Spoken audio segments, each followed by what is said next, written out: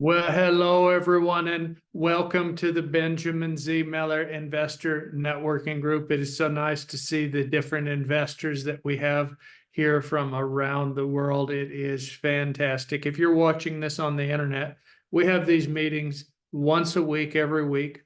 You are invited to come where you can learn more about investing and where you can network with some of the best investors in the business. You can meet some really experienced investors at the group. We have hundreds of members in the group now from Europe and the Americas, and each week we do a presentation, different topic. Today, we're talking about value investing for stocks. But if you're interested in getting more information, just send me an email to ben@benjaminzmiller.com. That's ben@benjaminzmiller.com. Go ahead and get started. So what is value investing? Well, made famous by Benjamin Graham and his book on value investing, and with his most famous student, Warren Buffett. Value investing has stood the test of time. It's the idea that there's an intrinsic value to a stock that is different from the market value. So originally, Benjamin Graham, who was a professor at Columbia University, he was actually Warren Buffett's professor. He taught value investing, and he wrote a book called The Intelligent Investor. And in this book, he laid forth the principles of value investing. They were adopted by Warren Buffett to quite a degree of success. Warren Buffett's Berkshire Hathaway has sold billions of dollars worth of stock and invested money into, currently they were recently selling billions in stock. And they are not investing as much into the U.S. equity market in the past few months.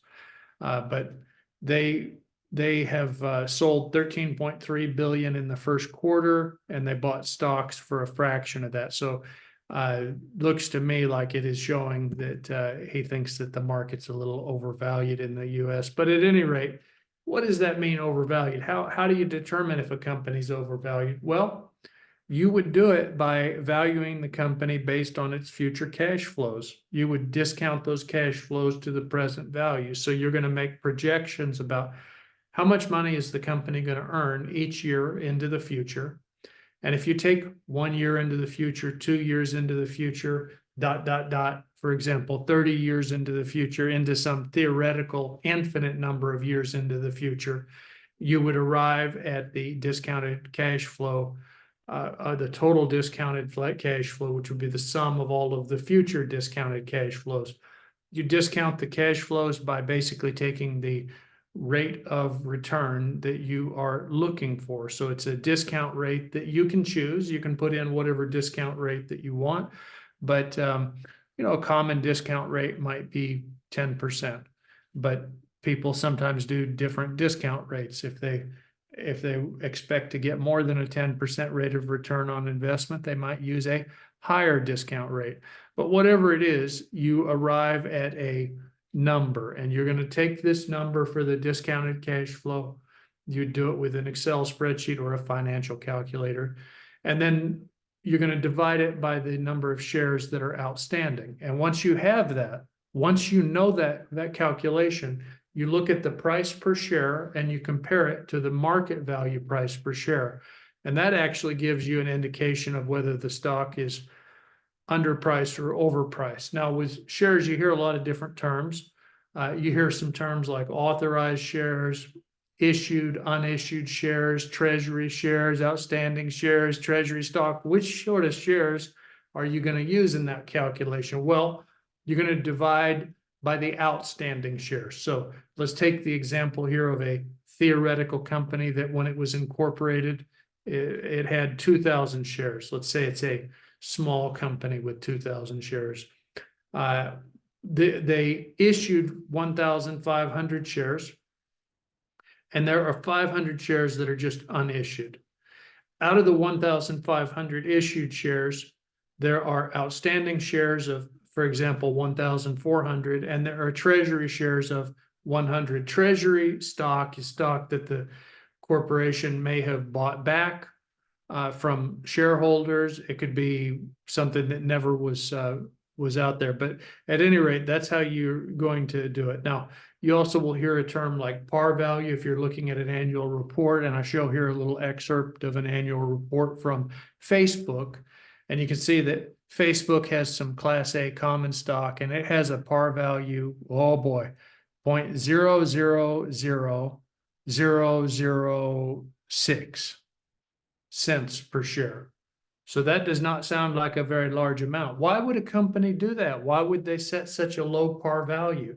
Well, folks, they do that because of the fact that it makes the taxes lower. That's why they like to issue the par value so low.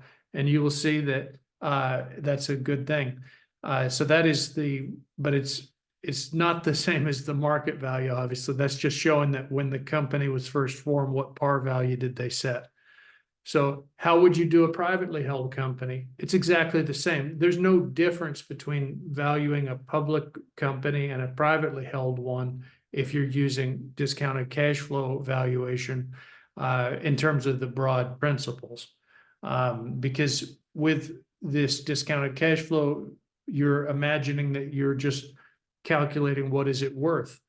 Now, if you're using other things, if you're using multiples or a lot of the other things that are used on Wall Street, there's a big difference in valuing a public and a private company, but not when you're just doing this sort of investment valuing. So Benjamin Graham made a very famous statement, and his quote was, "In the short run, the market is a voting machine, but in the long run, it is a weighing machine."